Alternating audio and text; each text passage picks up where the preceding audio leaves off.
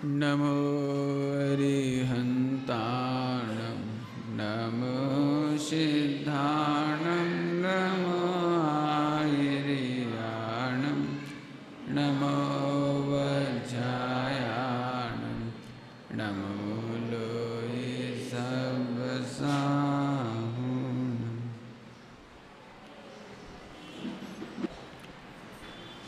पांच भावों की चर्चा में औदिक भाव की चर्चा चल रही है। औदिक भाव में वेद नाम का औदिक भाव, वेद माने आत्मा का एक प्रकार का विकारी परिणाम। कैसा विकारी परिणाम है, इसकी चर्चा कम की जाती है, लेकिन ये बहुत समझने लायक बात है। आपको बहुत सारे एक्टिविटीज़ में तो ऐसा लग सकता है कि मैं इसका करता नहीं हूँ, बिजनेस का करता नहीं हूँ, मैं स्त्री पुत्र आदि का करता नहीं हूँ, लेकिन वेद के मामले में बड़ी तकलीफ होती है। क्यों? क्योंकि वो अपने जानने में आता है और उस रूप रंगता है वो। मैं आपको इसकी तकलीफ बताने की कोशिश कर रहा हूँ। हास्यादि 9 कसाय हैं, हास्यादि 9 कसाय। पहले अपन सामान्य चित्रण देख लें अच्छी तरह से। यदि आपके हाथ में ये है तो देखिए 148 प्रकार के औदिक भाव होते हैं, लेकिन आचार्य देव ने उनमें से 21 कहे। 21 में भी थोड़ा गौर करने लायक बात है। अज्ञान बंध का कारण नहीं है, अदर्शन बंध का कारण नहीं है, वीर की कमी यानी सामर्थ्य की कमी, शक्ति की कमी, ये बंध का कारण नहीं है। अभी बंध के कारणों में प्रतिजीवी गुण भी नहीं है। इस तरफ है ना प्रतिजीवी गुण, वो भी नहीं है। योग, ये भी बंध के मूल कारणों में नहीं है, बंध के मूल कारणों में नहीं है। अब बचा कौन सा? श्रद्धा और चारित्र। श्रद्धा और चारित्र। तो मिथ्या तो बंध का कारण है, असंयम बंध का कारण है, कसाय में 4 कसाय हैं, ये भी बंध के कारण हैं, और वेद में 9 कसाय, ये भी बंध के कारण नहीं है, ये बंध के कारण नहीं है। लेकिन अब लेकिन कह रहे हैं, ध्यान से सुनना सभी लोग। लेस्या और वेद एक कसायों को सीधे सीधे जानने का साधन है। क्या कहा हमने? वेद माने हास्य आदि 9 कसाय। सीटी मारते हैं, थोड़ा सही करो उसको, है ना। हास्य आदि 9 कसाय, नाम मालूम होगा सबको।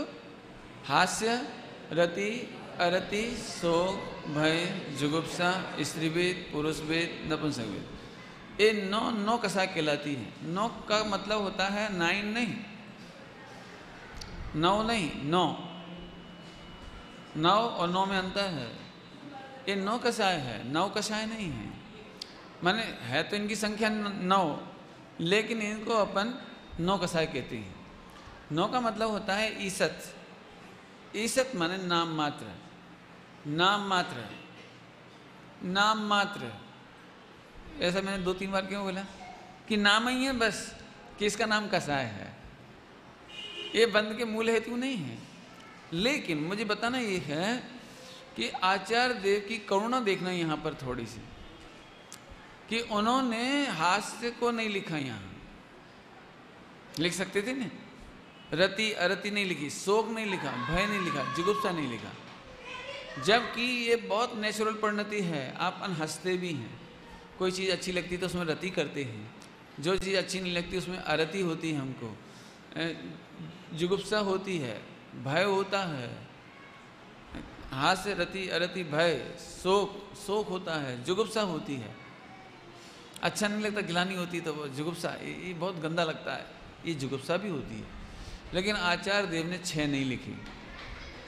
यहाँ औदिक भाव में 3 लिखे वेद, क्योंकि सबसे ज़्यादा, जैसे मान लीजिए किसी को हास्य होता है, हंसी आती है, तो उसे कभी लगती नहीं मैं पाप कर रहा हूँ। हंसने में कोई का पाप, क्या का पाप? किसी को चिढ़ा रहे हों, किसी को दुख दे रहे हों, किसी कुछ कर रहे तो इसलिए नेचुरल हंसी आती है, ये हास्य नाम की कसा है। हालांकि मैं यदि इस पर व्याख्यान करूं तो 1 घंटा लग जाएगा सब पे, क्योंकि इतना माल है इन चीज़ों में। अरे रे तू चैतन्य भगवान होकर के अपने को पुरुष कहलाता है, ये हास्य की बात है। तुम परम सिद्ध भगवंतों के समान हो, ज्ञाता हो, ध्रुव हो, चैतन्य के निधान हो, और फिर भी तुमको स्त्री कहलाने में, पुरुष कहलाने में आनंद आता है, ये हास्य की बात है। कोई राजा हो और छोटा मोटा बेस बना के आए तो अपने को हंसी आ जाती है। कोई करोड़पति हो, ऐसा वैसा बेस बना के आए तो हंसी आ जाती है, एकदम हंसी आ जाती है।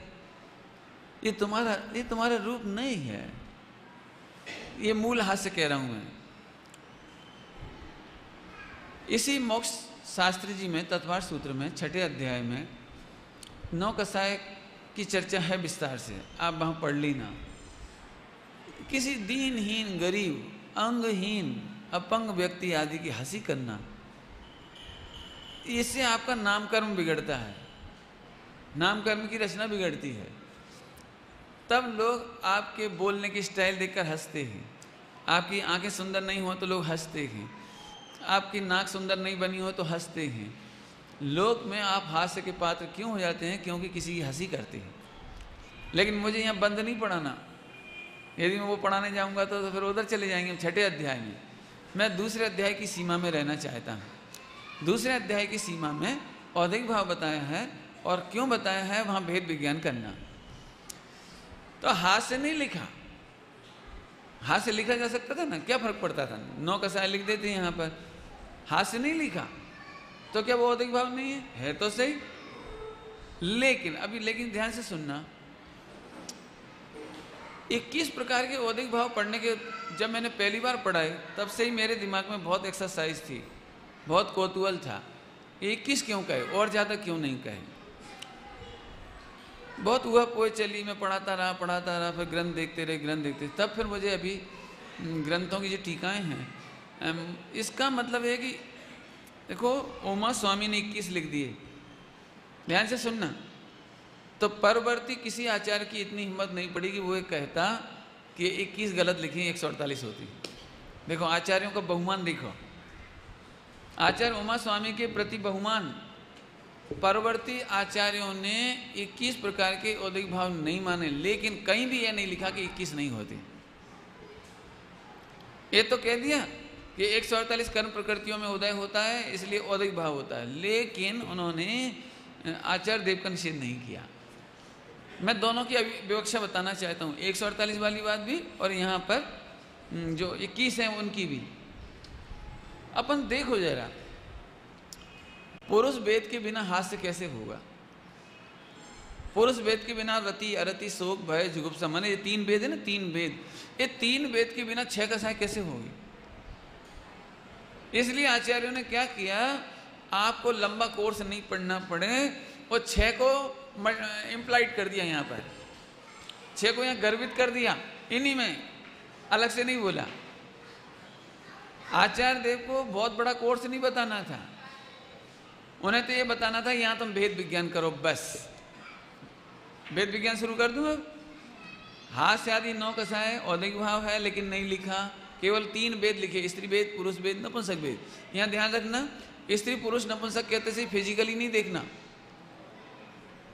फिजिकली नहीं देखना, ये मैंने कल बहुत स्पष्ट किया।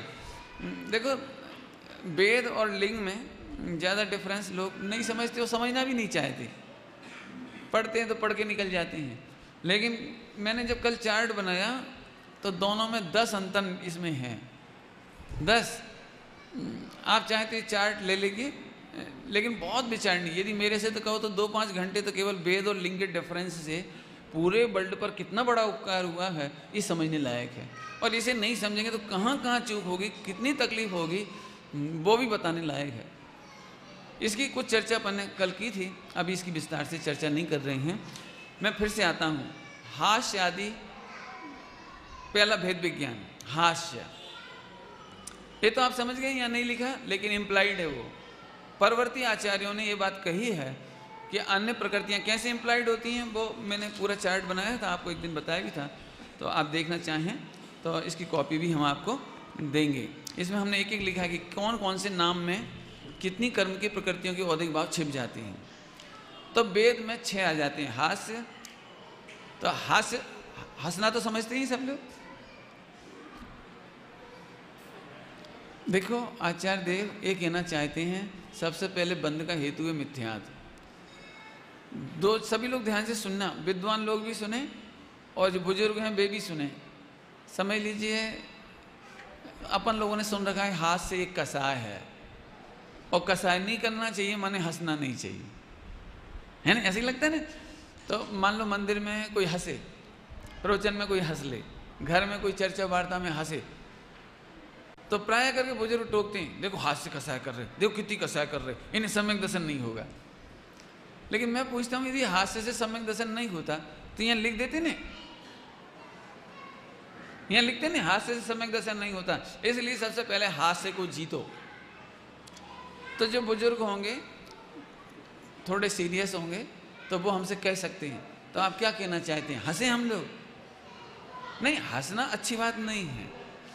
मैंने पहले ही कहा, गरीबों पर, अनाथों पर, दुखियों पर, अपंगों पर इनकी हंसी नहीं करना चाहिए।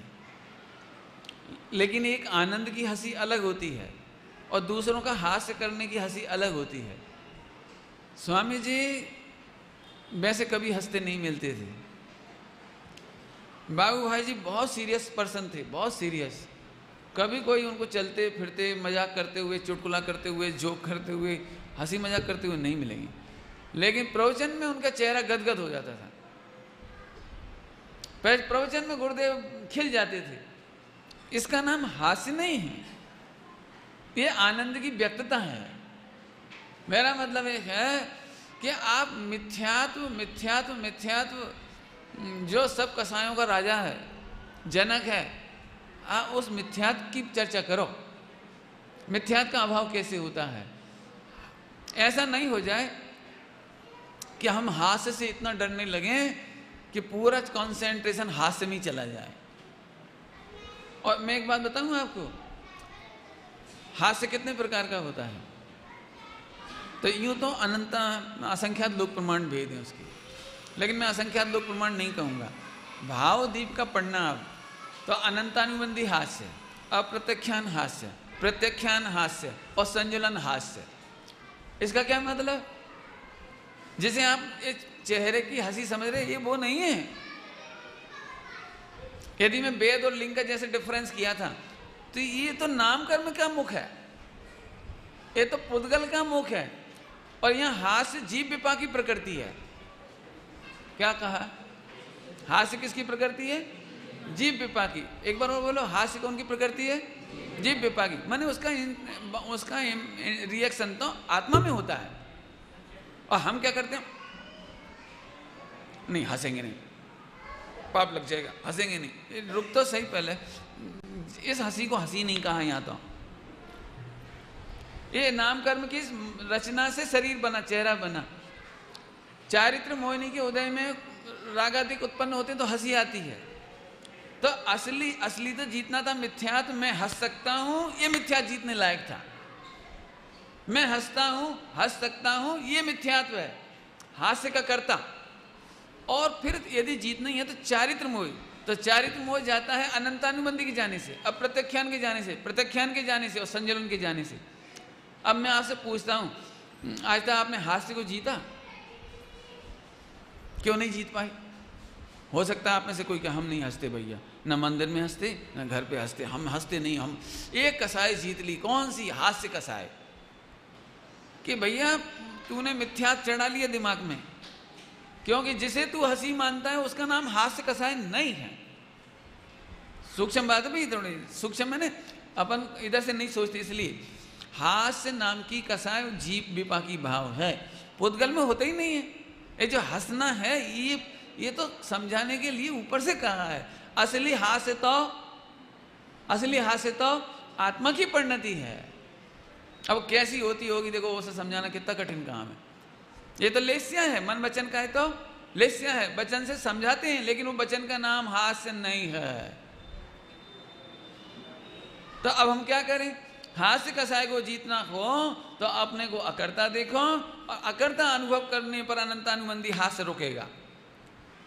सभी लोग ध्यान से सुनना, चारों कसाय चौकड़ी को जीतने का उपाय बता देता हूं, ध्यान से सुनना भैया। क्या क्या सिखाएंगे हम? कठिन तो नहीं लग रहा भैया? सुबह सुबह अभी हाली सरल हो जाएगा। एक काम करो, आप जानते हो अनंतानुबंधी क्या है, अप्रत्याख्यान क्या है, प्रत्याख्यान क्या है, संजलन क्या है? मैं जानता हूं कि शायद 90% लोगों को उसका भाव ही नहीं मालूम होगा। नाम तो सुना होगा लेकिन भाव नहीं मालूम होगा। तो जरा फिजिकली अच्छे से बैठे तो आपको एकदम दिखाई देगा मेरा। देखना जरा, मैं जिंदगी भर याद रहे ऐसा दृष्टांत दे रहा हूँ। क्या बोला मैंने? अनंतानुबंधी, अप्रत्याख्यान, प्रत्याख्यान, संजलन। नाम सबने सुना होगा लेकिन जनरली इसका भाव नहीं मालूम पड़ता है एक्चुअली क्या है। तो इसको जीते कैसे ये भी समझना और दुर्लभ है। एक बड़ी वाली भट्टी आती है, बड़ी भट्टी जो भोजन बनाती है ना, 100-200 लोगों का, 500 लोगों का, ऐसी बड़ी बड़ी भट्टी आती है और उसमें वो गैस से चलती है। तो फुल साइज में खोल दो तो ऐसी ऊंची ऊंची लो निकलती है उसमें से आग। कितनी निकलती है? तो जो ऊंची ऊंची आग निकलती है ना, ये 8-8 फीट की, जी अनंतानुबंधी है। अब एक आदमी उसमें खड़ा हुआ है, आंख बंद कर रहा है, ओ भगवान बचाओ। अब मैं आपसे पूछता हूं बचाने का क्या उपाय है?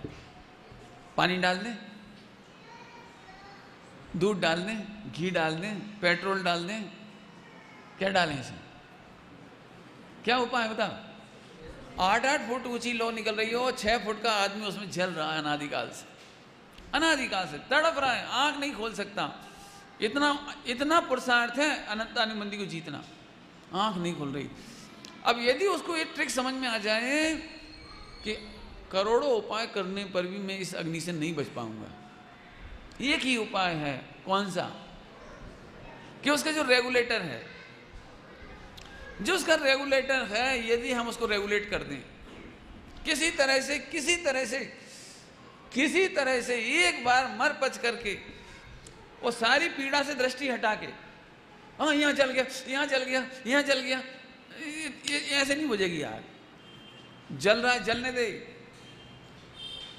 एक बार तू सही बटन तक हाथ पहुंचा दे और उस रेगुलेटर को आपने मोड किया, आपने जैसे ही आपने उसे बदला, अनंतानुबंधी का अभाव हो गया। अब इतनी आग रह गई कि जैसे आपका वो घर का बर्नर होता है ना, घर का छोटा वाला डबल साइड होता है, वो घर के गैस बर्नर, तो उसमें बड़ा वाला बर्नर की फुल लो। अब कहाँ 8 फुट की आग थी और कहाँ अब बड़े बर्नर वाली आग बची। अनंतानुबंधी जाने पर इतनी आग की पीड़ा खत्म हुई। सम्यक दृष्टि को चौथे गुणस्थान में इतना आनंद हुआ। अब अपन बहुत बच गए, अब बड़े आसानी से अपन देख सकते हैं। और उसके रेगुलेटर को और घुमा करके हमने अप्रत्याख्यान कम कर दिया।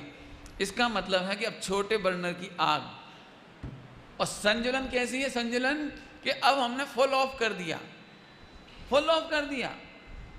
लेकिन उस बर्नर पे बैठे हैं, जितनी उसकी गर्मी है जिस बर्नर पर बैठे हैं उस बर्नर की गर्मी, इसका नाम संज्वलन। अब आपको अब समझ में तो आ गया होगा कि अनंतानुबंधी वाला कितना मजा कर रहा है। नहीं उल्टा बोल गया अनंतानुबंधी का अभाव करने वाला। अब इसके सिवा कोई उपाय हो आग बुझाने का तो आप मुझे बता दें। बताओ कोई उपाय हो तो। पानी डालें, दूध डालें, भगवान की माला फेरें, शुभ भाव करें, विधान करें, पुण्य करें, पाप करें, गालियां दें। हे भगवान कैसी गैस बनी? ये तू गाली देगा ये पाप भाव, भगवान को पुकारेगा ये शुभ भाव। लेकिन शुभ भाव भी तुझे अनंतानुबंधी से नहीं बचा सकता। और अशुभ भाव, गालियां देना, लड़ाई झगड़ा करना, गालियां देना, चेक पेक करना, जोर जोर से संकलेश करना, ये पाप भाव है। पुण्य और पाप भाव दोनों तुझे बचा नहीं सकते। दृष्टांत बहुत दीजिए, समझ में आया भैया? दृष्टांत पूछूंगा भैया। हेमंत नाम है क्या? नाम पंकज, हेमंत। पूछूंगा दृष्टांत, मैंने इतना सरल एग्जाम्पल है कि अब आप जिंदगी में नहीं भूलो इसे। अब मुझे आप बताओ, पुण्य से बच सकते हैं कि पाप से बच सकते हैं? पाप भाव ऐसा है कि हम क्रिटिसाइज करें, गालियां दें। पुण्य ऐसा है कि हम भगवान का नाम ले, नमो हरिहंताणु नमो सिद्धाणम भक्तामर प्रणत मौली मणि प्रवाणम। आज तक नहीं बुझी अनंतानुबंदी की। ठीक है, थोड़ी समता रखी तो लोग तारीफ करेंगे, देखो कितनी शांति से जल रहा है, बहुत सज्जन है। आगे समझ आया? इसलिए लिखा भैया 16 कारण भाई, उसमें पाप पुण्य सब नाश के, नाश के, नाशने की बात है। अनंतानुबंधी मानो रेगुलेटर को सरका देना। 8 लोग गई, अब इतनी सी लो बची हो, फिर इतनी बची, और फिर तो केवल जितनी संजुलन की जलन कैसी है कि जैसे वो बर्नर गर्म है, बस काम करने के बाद अपन बर्नर बंद कर देते नहीं, काम करने के बाद और फिर हाथ लगाओ तो वो संजुलन बराबर है। आया समझ में आया? लेकिन आप मुझे बता सकते हो तो बताओ, मैंने हास्य को जीतना ऐसा उपाय है कि मिथ्यात्व का रेगुलेटर तो सरकाए नहीं, अब नहीं हंसेंगे। पंडित जी अब हम 25 साल से प्रतिज्ञा हैं, हम नहीं हंसते, नहीं हंसते। मूर्ख, अनंतानुबंधी हास्य का क्या हुआ? अब देखो सही बता ना, कितने लोगों को पता थी अनंतानुबंधी हास्य? अभी तक अनंतानुबंधी क्रोध मान माया लोभ सुना था, लेकिन अनंतानुबंधी हास्य भी है। इन 9 कसायों में अनंतानुबंधी अप्रत्यख्यान प्रत्यख्यान संजुलन से मल्टीप्लाई करो। बहुत सोच, मुझे इच्छा कैसी हो रही है 10-5 दिन पढ़ाऊं, मैंने ये 9 कसाय को भी अनंतानुबंधी से मल्टीप्लाई करके। लेकिन ऐसा कहकर मैं आपको प्रेरित कर रहा हूं, यदि आप इंटरेस्टेड हैं तो आप भावदीप का पढ़ें। अनंतानुबंधी के भाव में कैसे भाव आते हैं। अनंतानुबंधी का एक भाव मैं आपको बताता हूं, मैंने सरलता से, उसको धर्मद्रोह के भाव होते हैं, देशद्रोह के भाव होते हैं, माता पिता कुल का द्रोह करने का भाव होता है। ये मोटा मोटा अपोजिट साइड बता दिया, क्योंकि इसमें असंख्यात भाव हैं, असंख्यात। जैसे मान के चलिए अपन लोग हैं ना, अपने को भी अनंतानुबंधी है, इसका मतलब है धर्मद्रोही हो सकता है, हो नहीं सकता है, होता है। जैसे अपन अभी अपने जैनियों में आज भी जैनियों में बहुत बड़ी संख्या का वो मंदिर नहीं आई हो। जो मॉडर्न क्वालिटी के पढ़े लिखे लोग हैं ना, बहुत बड़े बड़े आईटी, अपने आप को बड़े आईटी मानते हैं, बहुत बड़े, उनको ऐसा लगता है मंदिर में क्या है, कुछ नहीं, पत्थर की प्रतिमा, और लोग मरे जा रहे हैं क्रियाकांड में। पुराने ज़माने की बातें हैं। एक व्यक्ति तो ऐसा बोला, पहले ज़माने में मनोरंजन के साधन नहीं थे ना, इसलिए लोग मंदिर में जाके भक्ति और म्यूजिक उस मनोरंजन करने जाते थे। अब तो मनोरंजन के साधन बहुत हैं। क्यों? पहले टेलीविजन नहीं था तो नौटंकी होती थी, ड्रामा हुआ करते थे, अब तो जरूरत ही नहीं उसकी। माने कितनी हल्की सोच। आज भी ऐसे लोग होंगे जिन्हें मंदिर नहीं जा रहे होंगे। ये धर्मद्रोह का विशाल रूप। और अपने को धर्मद्रोह का विशाल रूप केवल इतना है कि अपन अभी 10 दिन आ गए हैं, लेकिन बाद में ऐसा लगता है ठीक है भैया, बस इतना ही बहुत है। 24 घंटे में कपड़ा गंदा करो और 15 मिनट में साबुन लगा के धो लो। ऐसे अपन तो साल भर गंदा करते हैं आत्मा को, और 10 दिन धो लेते हैं। अपना तो इतना ही धर्म बहुत है। मेरा मतलब है कि धर्म को नहीं समझना ये धर्मद्रोह है। आप धर्म को समझो। मैं फिर कहता हूँ, आपके दिमाग में कुछ भी हो, क्रियाकांड हो, गलत हो, जो पहले आप समझो तो। जैसे अभी मैं हाथ से समझा रहा हूँ, हाथ से कहते किसको है? अपने हाथ से कहते से ही हम सब मिथ्या दृष्टि होते हैं, झट इस पर नजर चली जाती। जबकि ये नाम कर्म की रचना है, 9 कर्म है। हम 9 कर्म की बात कर रहे हैं कि भाव कर्म की बात कर रहे हैं? 9 कसाय क्या है? 9 कसाय क्या है? ये भाव कर्म है। 9 कर्म थोड़ी, ये 9 कर्म है। आए समझ में आ रहे? तो अब अपन क्या करो? स्वरूप समझो, धर्मद्रोह मत करो। धर्मद्रोह करने वाला हास्य का पात्र होता है। आप अभी आज के दिन भी यदि बाजार में कोई जैन खाए पिए तो लोग पूछते हैं, अरे आपका तो पर्यूषण चल रहा है। अरे चलता है। तो लोग कहते देख कैसा जैनी है, मंदिर नहीं जाता, पूजा पाठ नहीं करता, रात में खाए, दारू मांस पिए। जी क्या हुआ? ये 4 लोगों को हंसने का माध्यम बना। तो धर्म का द्रोह अनंतानुबंधी हास्य, ये है अनंतानुबंधी हास्य, कि तेरी परिणति इतनी मलिन है कि तू हास्य कराने का धाम है। अब बोलो कहां से जीतना पड़ेगा आपको? फिर समझ लेना, मिथ्यात्व और अनंतानुबंधी जीते बिना हास्य नहीं जीता जा सकता। ऐसी रतिया रति ले लेना। रतिया रति क्या चीज होती है?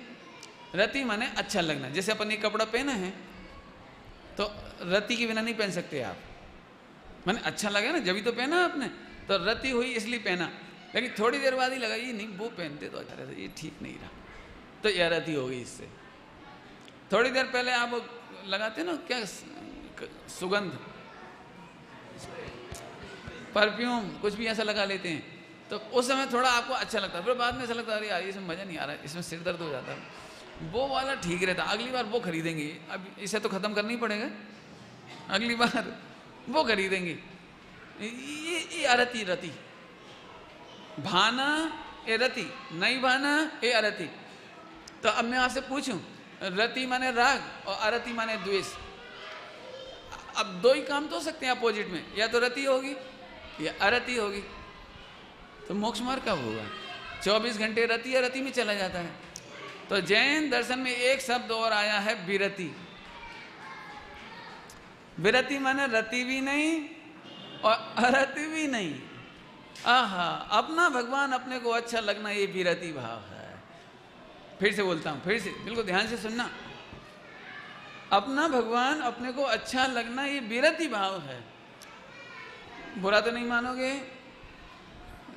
बुरा तो नहीं मानोगे, उल्टा तो नहीं पकड़ो, उल्टा तो नहीं पकड़ोगे, उल्टा नहीं पकड़ना। देखो रेड सिग्नल दे रहे हैं हम, मैं बहुत विश्वास के साथ आपको सूक्ष्म बातें बता रहा हूं। भगवान जिनेन्द्र देव अच्छे लगते हैं, ये रति भाव है। 5 इंद्रिय के विषय अच्छे नहीं लगते, ये अरति भाव है।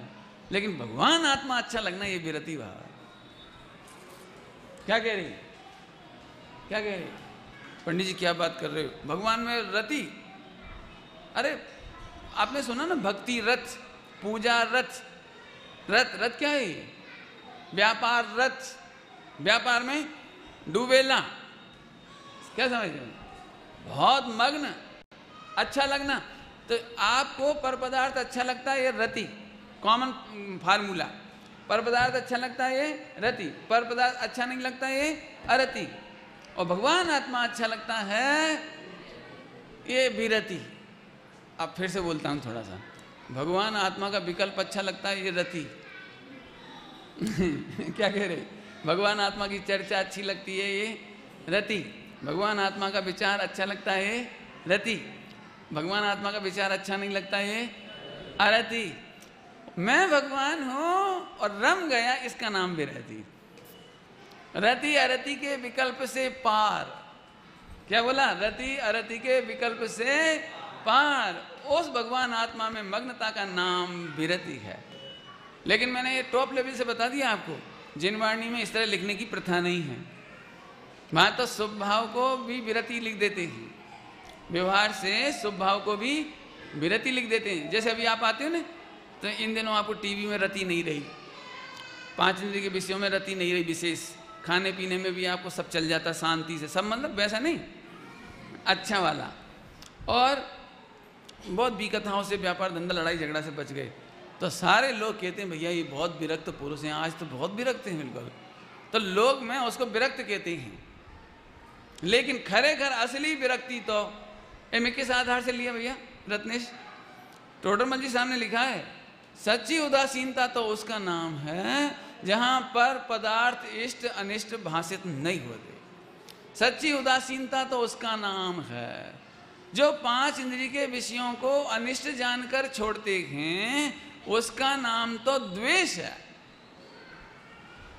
सुनो जरा, कभी कभी पत्नी से बहुत झगड़ा हो जाए, वो 1 साल तक बहुत मूड ऑफ रहे दोनों का, तो उस फिर आपको बहरा क्या जाता है, ऐसा लगता है इससे तो हम दीक्षा ले लें, इससे तो हम दीक्षा ले लें। सही बात है, संसार में कहीं सार नहीं, संसार में कहीं सुख नहीं है।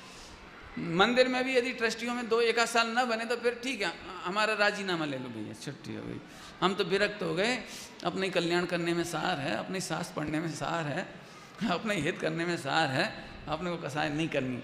लेकिन भाई साहब इसका नाम वैराग्य नहीं है, इसका नाम तो द्वेष रूप उदासीनता है।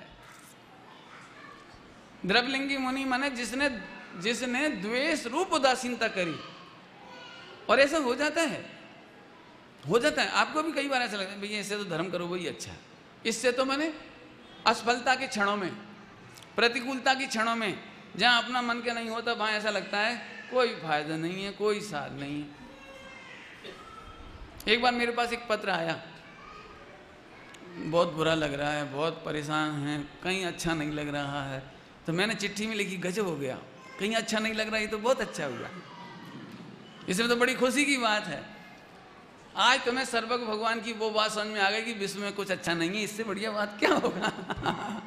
लेकिन दिक्कत ये नहीं है कि उसे कुछ अच्छा नहीं लग रहा, बीत रखता है इसका नाम है कि जो अच्छा लगने लायक था वो अच्छा लगना चाहिए। अब इसका तो परिचय ही नहीं इस जीव को, उधर का परिचय था, कभी से अच्छा मानता है, कभी से बुरा मानता है, कभी से अच्छा मानता है, कभी से बुरा मानता है। जो अनुकूल पड़ जाए उसे अच्छा मानता है, अनुकूल है नहीं। विश्व में कोई किसी के अनुकूल नहीं है, लेकिन ये अपनी मिथ्या कल्पनाओं से अनुकूल मान लेता है, राग कर लेता है। अनुकूल नहीं पड़ते तेरी कल्पना के अनुसार तो द्वेष कर लेता है। बोलो भैया, भोजन में क्या खाना चाहिए आजकल? अरे साहब आजकल तो क्या खाना चाहिए बता दो, एक नाम अच्छा सा। अरे साहब बढ़िया मज़ा आ गया, आज तो बढ़िया सीरा खाया। अच्छा ठीक, सीरा खाया, ठीक।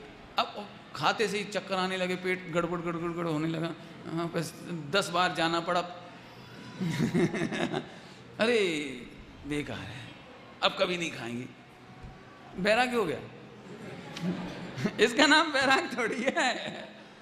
पहले तूने कल्पना की थी कि रसना इंद्रिय की अनुकूलता की कल्पना की थी, तो तूने अनुकूल मान लिया। अब पेट के प्रतिकूल हो गए तो तूने प्रतिकूल मान लिया। नहीं, तेने कल्पना करी विश्व में कोई भी पदार्थ इष्ट अनिष्ट है। रतिया रति समझ आ गया। मैं फिर कह रहा हूँ भैया, यदि आपका बिजनेस अच्छा चले, पत्नी अनुकूल हो, बच्चे अनुकूल हो, तो सम्य शिखर जी याद ही नहीं आया अपने। धर्म कर्म पूजा पाठ याद ही नहीं आए। मैं कहता हूँ ये बच्चे होते हैं ना, ये सबसे ज्यादा धर्मात्मा होते हैं परीक्षा के टाइम।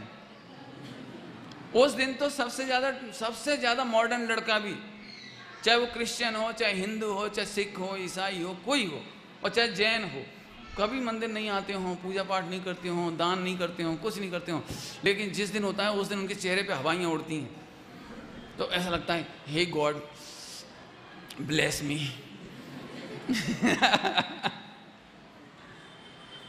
होता है। आप किसी भी मंदिर के पास चले जाइए, परीक्षा के दिनों में बहुत सारे रोल नंबर लिखे मिल जाएंगे आपको। ये क्या है जी? सड़क पर निकलते हुए हर मंदिर के सामने हर बच्चा, एक भी बच्चा उस समय फिल्मी हीरो हीरोइन को याद नहीं करेगा। क्या पता कौन खुश हो जाए, इतनी बुरी हालत। इसका मतलब है तूने अपनी कल्पना से किसी को अनुकूल प्रतिकूल माना है। वास्तव में इसका नाम उदासीनता नहीं है। आपको पंडित साहब ने बहुत मार्मिक बात कही। पंडित साहब कहा तो समझ गए?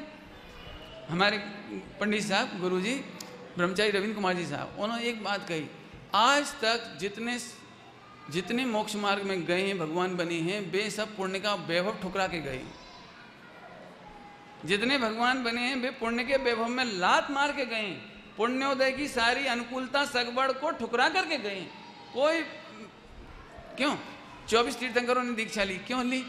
क्या करें बेचारे, हैरान परेशान थे, ऐसे गए। बाहुबली कैसे गए? जीतने के बाद गए, हारने से नहीं गए।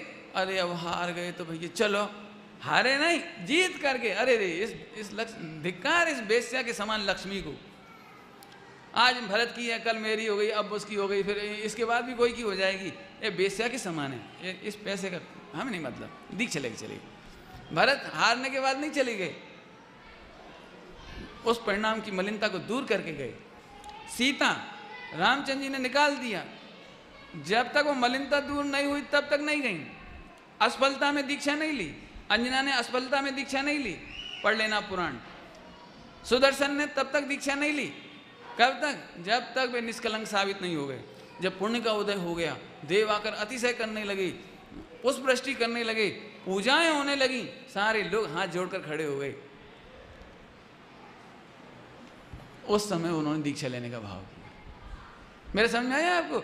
माने कोई जीव क्यों उत्तर बोलो टोडरमल जी वाला, क्योंकि जगत में कुछ अच्छा नहीं लगता, इसका नाम द्वेष है। और भगवान आत्मा अच्छा लगता है, उपयोग बारंबार आत्मा में जाता है, इसका नाम विरति है।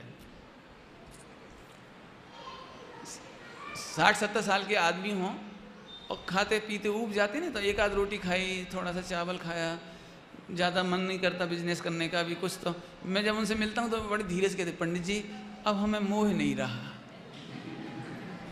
बस 1-2 रोटी लेते हैं बस, और कुछ नहीं, 24 घंटे में एक बार खाते हैं बस। और ये लोग तो 2-2 4-4 भुट्टा मकई खा जाते हैं। मकई का क्या बोलते हैं वो, भुट्टा को क्या बोलते हैं आप? हाँ, मकई का डोडा है। हाँ, ये तो 2-4 खा जाते हैं। मैं तो ज्ञाता दृष्टा मैं जवान था ना जब, तो मैं खा लेता था। तो एक ब्रह्मचारी ऐसे बोले, केटला खावे छे।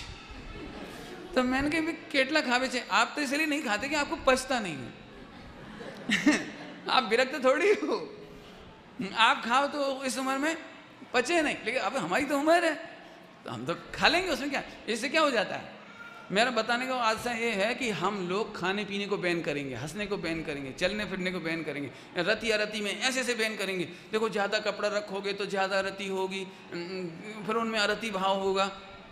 ये बिल्कुल मिथ्या डेफिनेशन है। लेकिन आचार्यों के पास मजबूरी थी, वे तेरी नौकसाय समझाने के लिए इधर से समझाया। लेकिन छलम न घेतव्यम, छल ग्रहण नहीं करो। आप इसे ही सच्चा मान लोगे तो स्वामी जी को नहीं सुना आपने। रति अरति टालने का उपाय भी आत्मा के अंदर है, और वो मिथ्यात्व जाने पर अनंतानुबंधी रति अरति जाती है।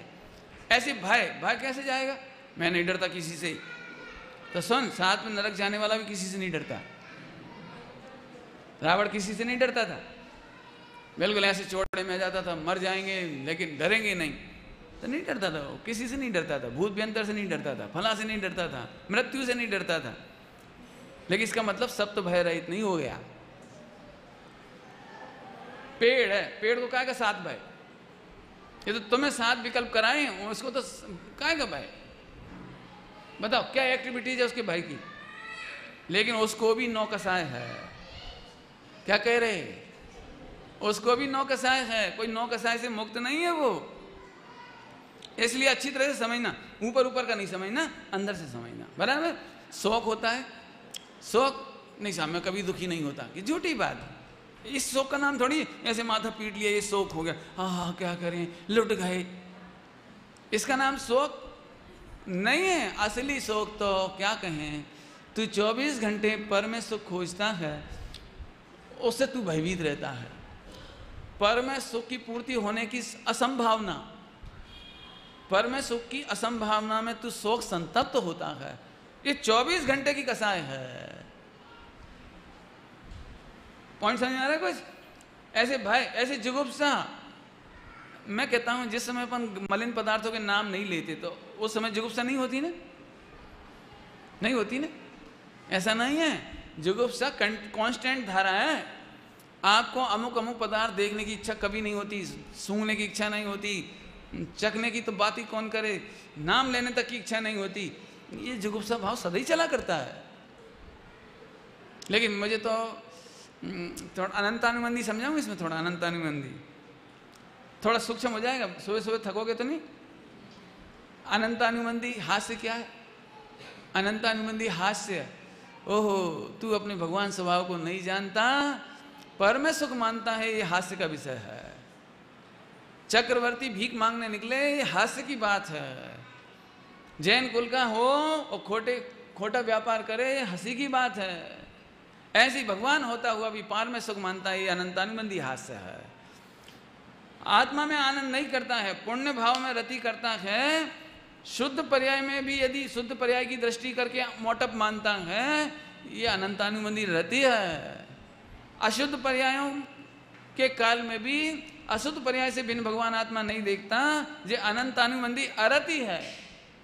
क्या कह रही, समझ में आ रहा है? घटाना अरति समझ में आ रहा है? पर्याय की अस्थिरता, अनित्यता, पर्याय की अनित्यता के कारण सदा भयभीत रहता है। पर्याय नित्य नहीं है। ध्रुव भगवान को जाने तो इसका भय मिट जाए। शाश्वत सुरक्षित भगवान देख ले तो भय मिट जाए, सो तो देखता नहीं। तो अनंतानुबंधी भय, शोक बताई दिया, भय, जुगुप्सा, विकारी पर्यायों के कारण भगवान आत्मा से जुगुप्सा करता है। क्या कहा? राग विकारी है, मोह विकारी है, विभाव विकारी है, औदिक भाव विकारी है, लेकिन उसके चक्कर में भगवान आत्मा से गिलानी करता है। ये जुगुप्सा भाव है, ये है अनंतानुबंधी जुगुप्सा। समझ में आ रहे हेमंत? समझ में आ रहा है भैया? अनंतानुबंधी नहीं समझ में आया? मैं बताता हूँ। आप जब सामायिक एक तो करते नहीं हो, और जिस दिन करते हो उस दिन आत्मा से गिलानी करते हो। उस समय फिर से बोलूँ, एक तो सामायिक करते नहीं हो, और करते हैं तो गिलानी करते हैं आत्मा से। सामायिक के काल में गिलानी कैसे? कितने विकल्प आ रहे हैं, हम तो हैं ही ऐसे आत्मा, क्या बताएं। पवित्र आत्मा तो स्पेशल ही होते हैं, अपन तो बहुत पापी हैं। क्यों पापी हैं? इतना व्यापार कर रहे, इतने कपड़ा पहन रहे, इतना राग कर रहे, इतनी पत्नी बच्चे। सही बात है भैया, सुमत प्रकाश जी कोई सम्यक दर्शन होगा, अपने को कुछ नहीं हो सकता। जी गिलानी है। यदि उस समय भी खाने पीने का विकल्प आ जाए तो क्या होगा? आपको मर गए। सही बात है, हम नहीं जी सकते परिणामों को। कितना मलिन आत्मा हूं। शादी विवाह के भाव आ जाए सामायिक में तो क्या होगा? लेकिन डरते क्यों? मलिन परिणाम से भिन्न भगवान देख लो। इसका नाम है अनंतानुबंधी जुगुप्सा का जीतना। इसके सिवा कोई रास्ता नहीं है। मैं आपको फिर कह रहा हूं, कोई रास्ता नहीं। अब 3 वेद बचे, 3 वेद। बताओ, अपन स्त्रियां की पुरुष हैं?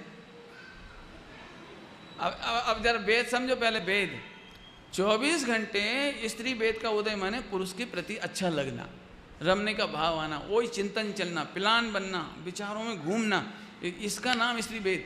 और ये वेद नाम का उदय भाव है। इस रूप में नहीं हूं, पर आत्मा का अनुभव करने पर अनंतानुबंधी वेद चला गया।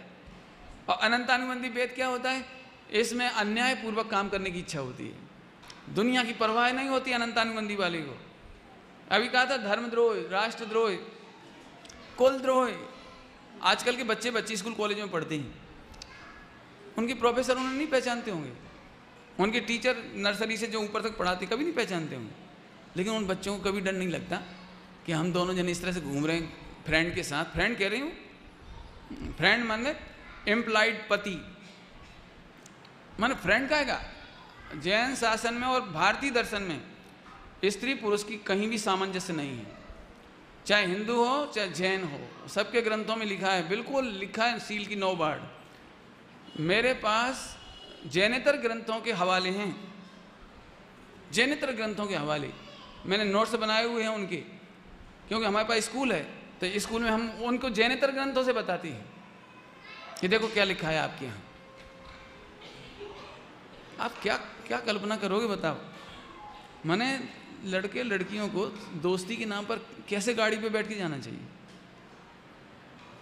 कोई कोई ये है गुरुद्रोही, ये है कुलद्रोही। माता पिता रिश्तेदार कोई सड़क पे देख ले क्या कर लेगा? मान कसाय का दिन है ना, उत्तम मारदा, मान कसाय के अभाव का दिन। अपनी कसाय का मान इतना चढ़ा रहता है अनंतानुबंधी का, अनंतानुबंधी मान कसाय, कि पुराने जमाने में लोग इतने विनयशील होते थे, सोचते थे कोई क्या कहेगा, लोग उंगली उठाएंगे, लोग नाम रखेंगे। अच्छा नहीं लगता भैया, अपने को ऐसा कोई काम नहीं करना। आजकल के बच्चे ऐसा सोचते हैं कोई क्या कर लेगा, कोई हमारा क्या बिगाड़ लेगा, डांटेंगे तो डांट लेंगे। मम्मी को फुर्सत कहाँ है देखने की, पापा को जरूरत कहाँ है। मैंने ये गंदी सोच, ये ऐसे लोगों को सम्यक दर्शन बहुत कठिन है। हालांकि ये कसाय मंद पड़ जाएं तो सम्यक दर्शन कर सकते हैं, भेद विज्ञान कर सकते हैं, नहीं तो मैं स्त्री हूं, मैं लड़की हूं, इस वेद का अनंतानुबंधी मान। अरे सुन भैया, तू स्त्री नहीं है, तू पुरुष नहीं है, तू भगवान है, तू क्या है। वे जो भाव आ रहे हैं वो भी तेरे नहीं हैं, वो जो भाव उत्पन्न हो रहे हैं स्त्री पुरुष वाले, वो तेरा किया हुआ नहीं है, तुम्हारे कंट्रोल की चीज नहीं है। बस उसमें एकत्व छूटा और अनंतानुबंधी चला गया। बस इतना उपाय है और कोई रास्ता नहीं। बाकी चर्चा कल बताई थी, आप कुसंग मत करो, बुद्धिपूर्वक कुसंग मत करो, वेबसाइट मत देखो, ऐसे लोगों की दोस्ती मत करो, आपको कभी टेंशन नहीं होगी। तो वेद ऐसे पुरुष, मैं पुरुष हूं, ये कल्पना छोड़ दो, तुम पुरुष नहीं भगवान हो। ऐसे नपुंसक दोनों में रमने का भाव नपुंसक बंध का कारण है। दोनों में रमने की इच्छा रखना, दोनों को जानने की अभिलाषा रखना, दोनों को इससे किन्नर हो जाता है। अगले जन्म में तुम किन्नर हो जाओगे, क्या लाभ हो जाएगा? किन्नर का मतलब समझते हैं लोग में, समझते होंगे, नपुंसक लिंग। इसका मतलब ये है सारे के सारे नार की नपुंसक हैं। विश्व में सबसे ज़्यादा संख्या कौन की है? मैं इसलिए खुलासा कर रहा हूँ कि लोगों को ऐसा लगता है नपुंसक तो कम दिखते हैं, नपुंसक तो बहुत कम दिखते हैं, स्त्री पुरुष तो बहुत दिखते हैं, लेकिन नपुंसक तो बहुत कम दिखते हैं। बिल्कुल नहीं, वर्ल्ड में सबसे ज़्यादा संख्या नपुंसकों की है। ये जो हमें किन्नर दिखाई देते हैं नपुंसक, ये तो महाभाग्यशाली नपुंसक हैं, इसलिए ऐसे दिखाई दे रहे हैं। क्या कह रहा हूँ, क्या कह रहा हूँ? महाभाग्यशाली, संगी पंचेंद्री पर्याय पाई, सम्यक दर्शन और पंचम गुण स्थान लेने की लायकात लेकर आई, इतना पुण्य है इनका। एक इंद्री पूरे नपुंसक, 2 इंद्री नपुंसक, 3 इंद्री नपुंसक, और कहाँ कहाँ तक है? 4 इंद्री भी, असंगी पंचेंद्री तक, असंगी पंचेंद्री तक नपुंसक। ओ हो, आप क्या समझते हो? पूरा समुद्र में से एक बूंद निकालो, एक बूंद, बाकी सब नपुंसक। इससे आपको ये मालूम पड़ेगा अपन कितने भाग्यशाली हैं। महाभाग से अवसर मिला, इसके बाद आप वो समुद्र में मत मिल जाना, वापस समुद्र में, नपुंसकों को समुद्र में नहीं मिल जाना। इसलिए हम कहते हैं अपने भावों को चेक करो। चेक करो माने समझो भी और वेद विज्ञान भी करो। और कभी भी कैसे भी परिणाम हो, फिर कहता हूँ कैसे भी परिणाम हो, अपने को जिगुस्सा नहीं करना, आत्मा से गिलानी नहीं करना, अपनी प्रभुता में कमी नहीं देखना। जब कोई तकलीफ हो तो आप पूछो विद्वानों से, नहीं समझ में आए तो चर्चा वार्ता करो, नहीं समझ में आए तो जिनवाणी पढ़ो। मैं आपको एक बात कहता हूँ, ये वेद की चर्चा चल रही है, इससे इतने भयाक्रांत हैं लोग। विदेशों में यदि आपने न्यूज़पेपर पढ़े हों तो वेद जब नहीं संभलता है अंदर अंदर, तो या तो अपना अंगत छेद कर लेते हैं, या सोशल क्या कहते हैं, कॉमन सामूहिक ग्रुप सुसाइड कर लेते हैं। अनिर्वार है, इसको लिखा है महावीर अष्टक, अनिर्वारोद्रेकस। एक काम भाव कैसा है, वेद का भाव कैसा है, अनिर्वार है, किसी से रोका नहीं जा सकता। कोई धर्म कर्म क्रियाएं बाहर की कोई साधन इसे रोक नहीं सकता। अनंतानुबंधी हो तो वो तो सारी लज्जा गंवा दे भी, ऐसा लिखा है सारा का सारा। मुझे बताने क्या है, अनिर्वार को अनिर्वार जान करके कर्म का उदय जानो। भगवान आत्मा को तो वो भी निर्वार नहीं कर सकता। यदि रागाधिक भाव खोटे परिणाम अनिर्वार हैं तो उससे बड़ा अनिर्वार भगवान मैं हूं। ये तो एक समय में मिटेगा, लेकिन मैं कभी मिटने वाला नहीं हूं। ऐसे भेद विज्ञान करने लायक बहुत प्रेशर, ताकत चाहिए भैया। ताकत मतलब सबसे ज्यादा गिलानी इसी प्रसंग में होती है जीवों को। रोके नहीं रुकते ये परिणाम, अनवांटेड थॉट्स, लेकिन मलिन भी नहीं अनुभव करो, उस रूप प्रवर्तो भी नहीं, सावधानी भी रखो, और भेद विज्ञान करके अपने को भगवान देखो। इतनी सुंदर बात है। आगे समझ में आया? अब अपन उत्तम माधव की थोड़ी सी चर्चा, कि उसके बिना तो अपना मन ही नहीं भरेगा। एक बात और इसमें बता के बात पूरी कर दूं। सम्यक दृष्टि कभी भी स्त्री वेद और पुरुष वेद वाले, स्त्री और नपुंसक वेद वाले नहीं होते। सम्यक दृष्टियों का जन्म नियम से द्रव्य वेद और भाव वेद, माने लिंग से भी, शरीर से भी और भावों से भी हमेशा पुरुष ही होते हैं। लेकिन मिथ्या दृष्टि मर करके जब आते हैं कहीं, तो वो स्त्री भी बन सकते हैं, नपुंसक भी बन सकते हैं। और स्त्री यहाँ सम्यक दर्शन प्रकट कर सकती है, उन वेद और लिंग से भी सम्यक दर्शन प्रकट कर सकती है। लेकिन मोक्ष जाने के लिए तीनों वेद हो सकते हैं, लेकिन लिंग होगा तो पुरुष का ही होगा। ये चर्चा और थी थोड़ी सी, वो मैंने आपको बता दी। अब अपनी इस सब चर्चा समन हुई, अगली चर्चा करेंगे। आज कौन सा दिन है? मान करने का दिन। क्या का दिन है आज? नाम बोलिए। उत्तम, उत्तम माला फेरी होगी सुबह, नहीं फेरी तो अजप जाप करना। हम तो अजप जाप वाले हैं भैया। वो गिनने में तो ऐसा सही बताऊं, जब तक स्वरूप नहीं समझते, माला आप फेर ही नहीं सकते। माला फेरने में पूरा खून यहाँ दौड़ता है, माला फेरने में, और पूरी ताकत ये लगती जल्दी, फास्ट। कब पूरी होगी? कितने हो रही? तो वो इसलिए हमें वो पसंद नहीं आती ज़्यादा।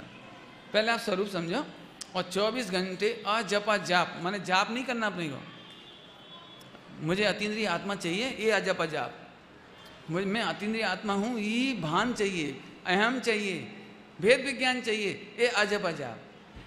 उत्तम मार्दव, उत्तम मार्दव से ही जैन शासन का प्रत्येक ग्रंथ प्रारंभ होता है। जैन शासन का प्रत्येक प्रवचन उत्तम मार्दव से प्रारंभ होता है। अमृतचंद स्वामी ने कहा नमः नमः समझ सारा है, ये उत्तम मार्दव है। बंदित्तु देखा आ गया, समझ आ गया। जैन शासन का प्रत्येक चरण उत्तम मार्दव से प्रारंभ होता है। जब आप घर में प्रवेश करते हो ना, तो वहां उस पर लिखते हैं बीतरागाय नमः, ये उत्तम मार्दव का है। और जिनको उत्तम बीतरागाय नमः याद नहीं आता है, कहीं नहीं, काय का भक्ता और काय का नमोकार मन, कुछ नहीं, ये अनंत मान, इसको अपने पैसे का, चतुराई का, भौतिक बात का बहुत मान है इसको भगवंत याद नहीं आते, इसको अपने पूर्वज याद नहीं आते, बुजुर्ग याद नहीं आते, लेकिन जिन्हें याद आते हैं उनको मार्दव है। इतना समझ में आया आपको?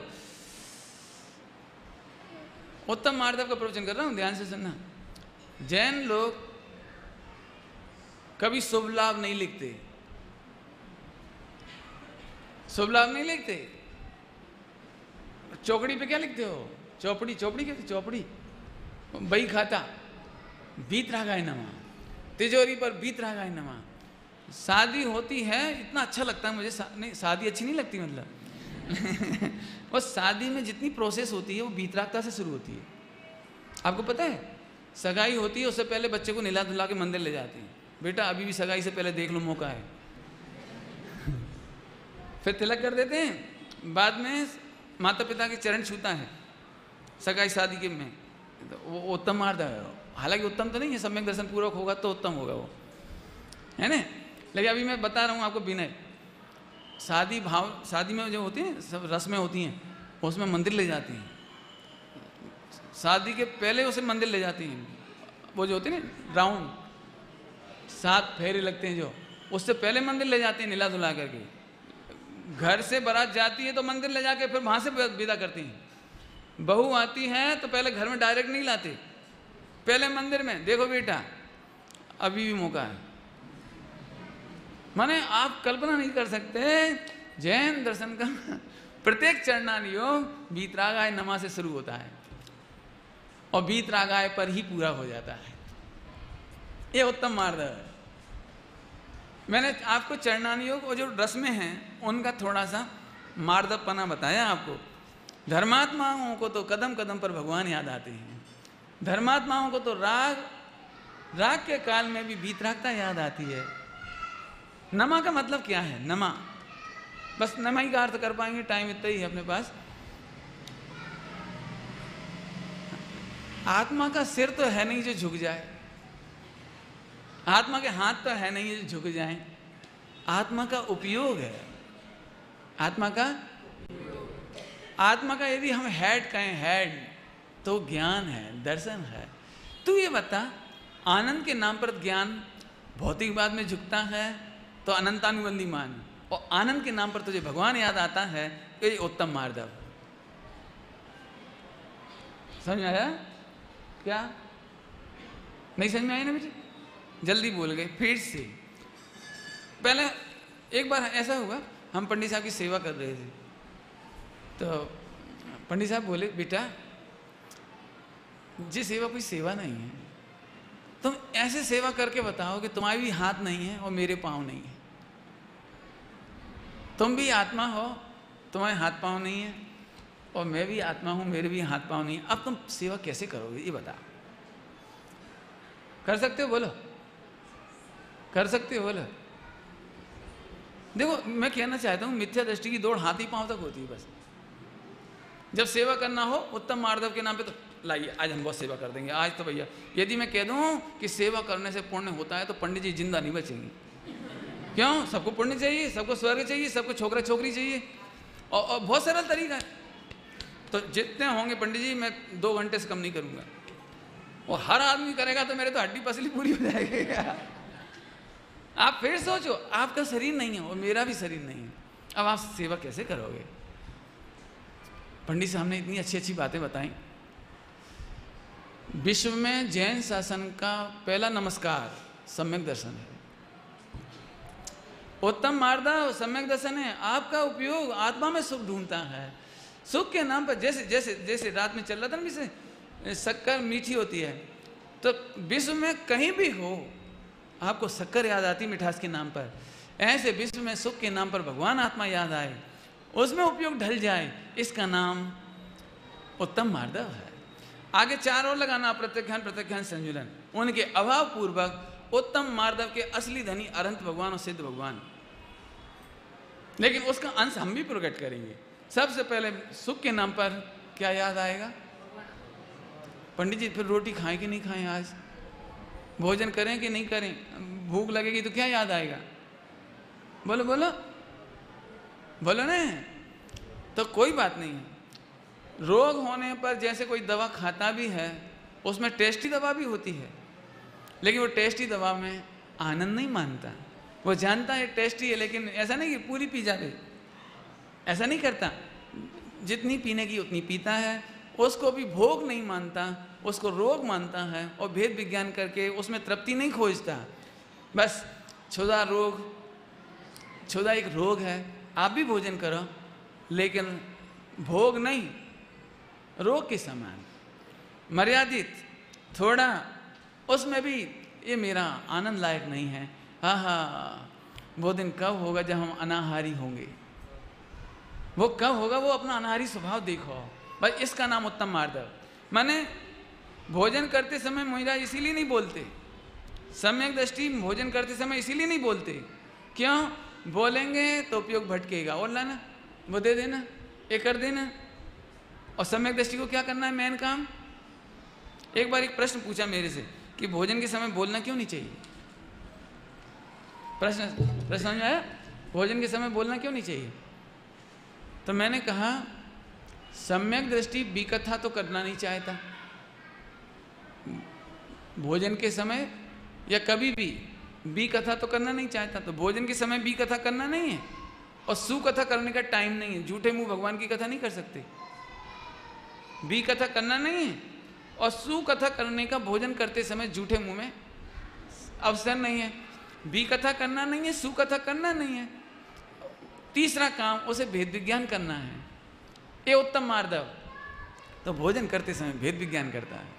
नमक नहीं आया तो कोई बात नहीं, महाराज कैसे आहार लेते होंगे, कल मैं मुनि होऊंगा तो मैं कैसे आहार लूँगा, ये उसकी प्रैक्टिस है। आपको 10 दिन मुनि बनने की प्रैक्टिस चल रही है, और आपको 10 दिन आरिका बनने की प्रैक्टिस चल रही है। आप मौन पूर्वक भोजन करो, भेद विज्ञान करो, इसका नाम उत्तम मार्दव। समझ में आया? पहनना तो पड़ेंगे कपड़े, लेकिन रति अरति पूर्वक नहीं। जोर से बोलो। हाँ, विरति पूर्वक, ये उत्तम मार्दव है। चोरों के चंगुल में रहने पर भी जैसे प्रत्येक समय छूटना चाहता है, ऐसे ही औदिक भाव के विभाव में रहता हुआ भी ज्ञानी पुरुष सदा अपने को मुक्त देखना चाहता है, मुक्त करना चाहता है। ये उत्तम मार्दव है। एक दृष्टांत दे दूं? दे दूं? दे दूं? पंडित जी अब आपको मना कर नहीं सकते, और आप मानोगे नहीं। नहीं, ऐसे मान सकता हूँ, ऐसी कोई बात नहीं है, लेकिन दिन भर का प्रैक्टिकल बता दिया, इसलिए मैंने देखो 5-10 मिनट में आपको दिन भर के प्रैक्टिकल, एक तो रात को ही बताया था, एक अभी देखो। आतंकवादी अपने को पकड़ के ले गए। अब ओसामा बचा नहीं तो हम बता देते। समझ लीजिए ओसामा ने आपको पकड़ लिया होता, अब उसके कोई भाई बंद होंगे, तुम्हारा किडनैप करके ले जाएं, पाकिस्तान में रखें, सारा देश पाकिस्तान, खाने पीने वाले मांसाहारी, सब कुछ गंदा। लेकिन उसे जब मालूम पड़ा कि आप जैन हैं, तो उसने आपको ऐसा कमरा दिया जिसके आसपास कोई मुसलमान नहीं, ऐसा कुआं दिया जिसमें से कोई मुसलमान पानी भरता नहीं, ऐसा मोटा छन्ना लाकर दिया जैसे दिगंबरों में चलता है, सारे न्यू फ्रेश बर्तन लाकर दे दिया आपको, और आपको खाने पीने की सामग्री भी इंडिया से ही ले जा करके दे दी। मैंने उन्होंने अपने घर की कोई चीज़ नहीं दी, सारी सुविधा आपको दे दी। किसने? ओसामा बिन लादेन ने। ठीक है, अब तो आप वहां से कभी नहीं निकलना चाहेंगे ना, अब तो वहां से कभी आने का नाम नहीं लेंगे। इतना बढ़िया आनंद, खाने को घी साकर, ईच एंड एवरीथिंग, बदूज। क्या क्या होगा? बोलो भैया क्या होगा? कोई अहंकार करेगा कि लादेन ने मुझे पकड़ा था?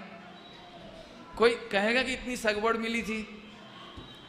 आहा, बस ऐसे ये भगवान आत्मा कर्म रूपी ओसामा बिन लादेन के द्वारा इस देह रूपी पाकिस्तान में कैद कर दिया गया है। ऊपर से देखने के लिए इसे पंखा मिल जाता है, टीवी की मिल जाता है, पत्नी बच्चे मिल जाते हैं, सामग्री मिल जाती है, लेकिन जिसे मुक्त स्वभाव की खबर है उसे तो पल पल ऐसा लगता है कब धन्य सुअवसर पाऊं, जब निज में ही रम जाऊं, करतादिक भेद मिटाऊं, रागादिक दूर भगाऊं, कर दूर रागादिक कभी कभी। क्या क्या लिखा है? निरंतर समझते हो? Without any break, without any break of moment, एक क्षण का भी विरह नहीं पड़े। इसका नाम उत्तम मार्दव है। अब करना बस, ये जो दिखाई दे रहा है एक भगवान को कैद किया हुआ है।